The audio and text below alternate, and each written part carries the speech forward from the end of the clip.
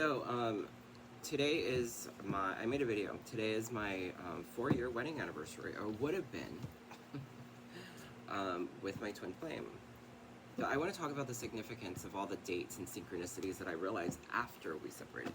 Because I didn't realize it. I didn't realize it when it was happening. We didn't know we were twin flames. Like, I had this old boomer that was my karmic that was just sabotaging us, and he was into spirituality and all that stuff, and he never even told us. Sabotage, talk about sabotage. Is that sabotage? Yes. Why did he do that? Because he wanted money, because he was greedy, because he was narcissistic, because he is narcissistic and greedy, because he wanted us to be reliant and dependent on him so he could rip us off, because he didn't want us to figure out everything that he had done.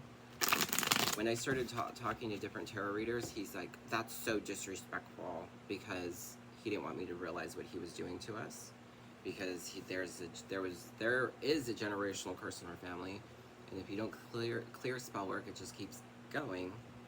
Okay. Anyway, so a long time. The song that TikTok picked on that video was a Nothing But a G Thing, and the lyrics that stood out to me when I was, because I keep is that I will keep replaying it until it makes sense, and it has something to do with my mental illness.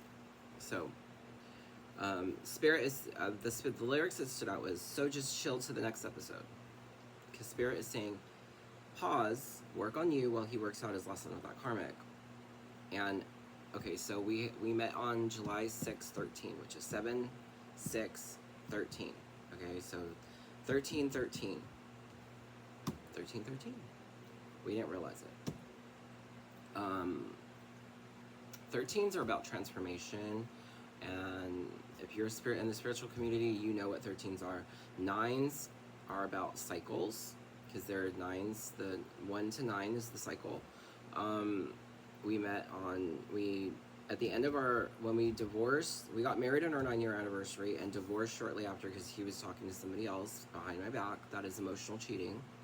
And I was at my wit's end, because my karmic was throwing spell work at us all the time. And other people near us, evil-eyeing us with jealousy and throwing shit at us, trying to make it harder, because if you don't know how to protect yourself, people just keep throwing at you, and you can't see 5 feet in front of you because all these other things are in your way. And that is part of you going through your healing journey, because you learn all that stuff. You learn, you evolve. I have been on my healing journey since we separated. So when we trigger the fuck out of each other to heal, but if we are not healed, then all of those things that come up, all those lessons that keep going, because we're always learning, our soul's here to evolve. If you do not learn that lesson, then it just ends up being tumultuous. It ends up being, that's why everybody says it's so much, I get triggered, because you're not healed all the way. You're not ready. So when you're not ready, you will separate. So at the end of our 9-year cycle, we separated. I think it was, we were married for a month. Well, we were married for a year, but we separated a month and a half after we married. So, and then after I listed all the synchronicities, because there's a picture that we took a couple years before we separated that is you can see it clear as day. There's other ones, but that one, you can clearly see it. There's facial similarities. There's the dates that we met, that we both have birthmarks in the same place. He has a lot of synchronicities to my other boyfriends. Lots of things. We're both water moons. Check out your synastry. We're both water moons. I'm a Gemini rising, Sagittarius descending, and he is the opposite. That's a mirror. He is a Sagittarius rising and a Gemini descendant. That is a mirror, okay?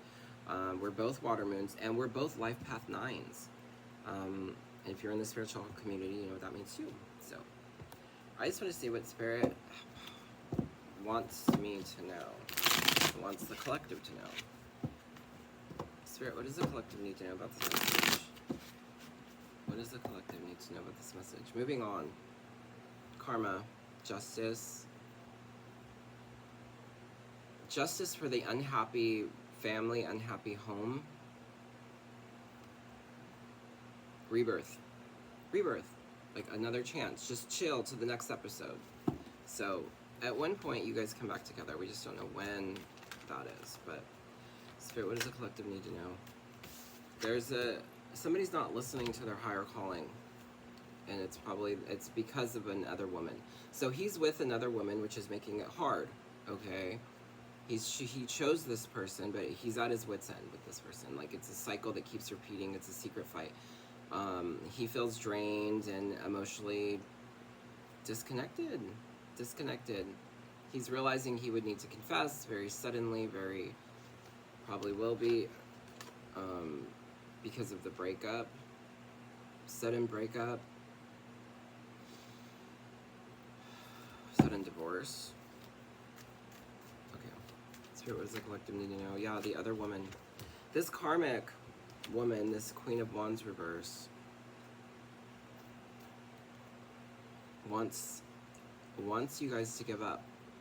But this is why Nine of Pentacles reverse, she's draining him. She's keeping him in a low vibrational state. That's what they do. They are low vibrational. They enjoy things that are distracting. They enjoy things that are unhealed behavior patterns. Okay, so they drain him financially. They drain him energetically. He feels like a public failure. He feels like giving up because he's guilt. I'm getting guilt. Okay, so this person guilt shames him or something. Does things to make him feel guilty. Triggers him to make him feel guilty so that he stays. So that he doesn't question 5 feet in front of him, because this person is throwing spell work at him probably. I know his karmic is. And mine is too. My karmic, that old man is still trying. Waiting for something that you lost, I almost said. This person is waiting for money. This person is taking his money. That's it. That's his karmic. They always have an ulterior motive. There's 2 of them, or these are different aspects of that person. Queen of Wands, she's controlling, manipulative,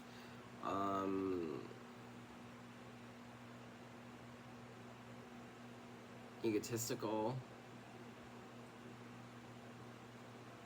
Upright, she's like a businesswoman. She attracts everything, and she's very intuitive and witchy and beautiful and giving and loving. And this way she's reversed. So all those qualities she uses for her own gain, and here it's just because she wants money. And that's why she wants to make it hard on him. So this is all part of his journey to learn those boundaries with people. But she's just waiting for money. That's her ulterior motive, is money and sex, probably. It's that ones, the passions. Okay, that just turned all the way around. Protection to win. Protection to win.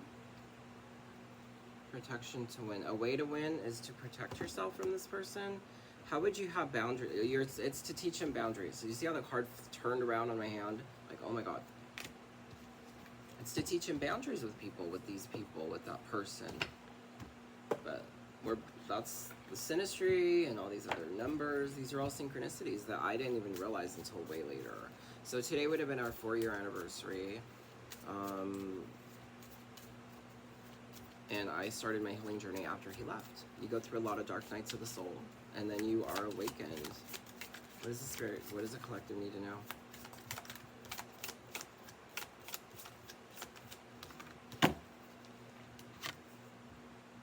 Overindulging. This person is overindulging. He is overindulging. Roller coaster, full of highs and lows, on and off again, hot and cold. With the karmic, and its heart to heart was upside down. So reverse. There's no intimacy. Okay? There's no intimacy. Even this was reversed. So it's his karmic. Okay? So the roller coaster,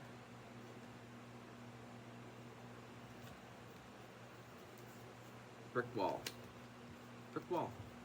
Defense mechanism, guarded, hard to react. He doesn't, they don't communicate. There's no intimacy. There's no intimacy at all. It's just overindulging. It's sex addiction or money addiction or not wanting to heal and face that part of himself.